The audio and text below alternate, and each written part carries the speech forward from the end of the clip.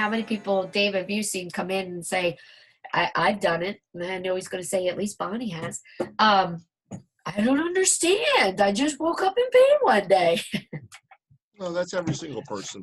I will just real quick back up and say, yeah, by no means is emotional trauma somehow less or anything than any other than a truck hitting you.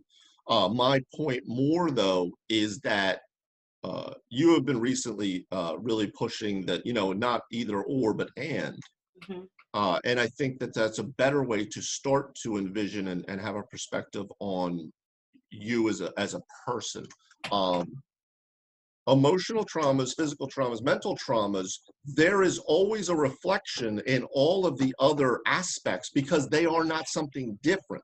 They are just aspects of it. So emotional traumas, like Morgan, or like someone who, let's say, had issues as a child with molestation, and there was no actual physical trauma, nothing to create actual trauma, I think they're probably going to be pretty affected physically as well, because the body has to try to, if those issues, if those traumas are not able to be completed, as we saw with the bear, and that's really what causes the problem. If we were able to finish that process, Mm-hmm. and we've seen this, we would not have the same post-traumatic issues as we do. It's when that process is interrupted.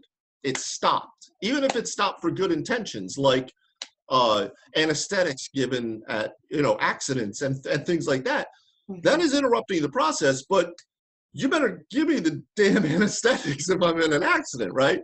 Yeah. But if it's interrupted, once it's completed, though, and so if it's not able to be completed, then the whole body has to cordon that area off. It has to, so it starts to it solidifies around itself in an effort to wall that in. To protect itself. It's protecting. So the things that are hurting you are not necessarily your enemy. And I say it all the time, pain is not your enemy.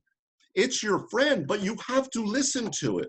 Mm-hmm. You can't be in the relationship where you keep taking and taking and taking from the body, and then when it says anything, you tell it how much of a piece of garbage it is and why it failed you. Mm-hmm. It's been doing it the whole time. And just like when I wake up in the morning and, I just did this, I didn't do anything.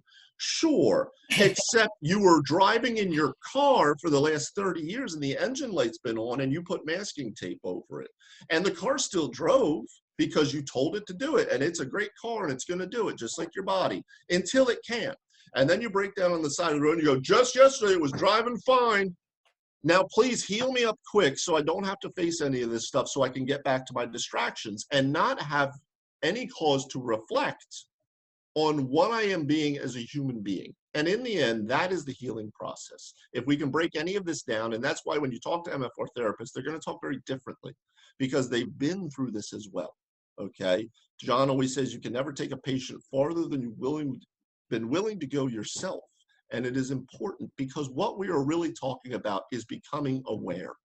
We are talking about becoming aware and becoming present with ourselves. And what we are trying to do with healing interventions is not take away pain. In some ways, I don't even care about that. I say this sometimes to certain patients if they understand what I mean. I say, I don't care about your symptoms. I care about where we're going. Okay, because I forget what therapist said it, but myofascial release is not about feeling better. It's about getting better at feeling. Because if you are being in a good relationship with your body, then when it asks for something, you give it so that it can be there for you. Just like any good relationship. If you talk to your wife or your husband all the time about what have you done for me lately, it's probably not going to end too well. There has to be a give and take, and your body is no different. So when it's giving you pain, it's trying to talk to you, but you won't listen. So it starts to yell. Yes. So listen. Yes, starts to yell with additional pain or dysfunction.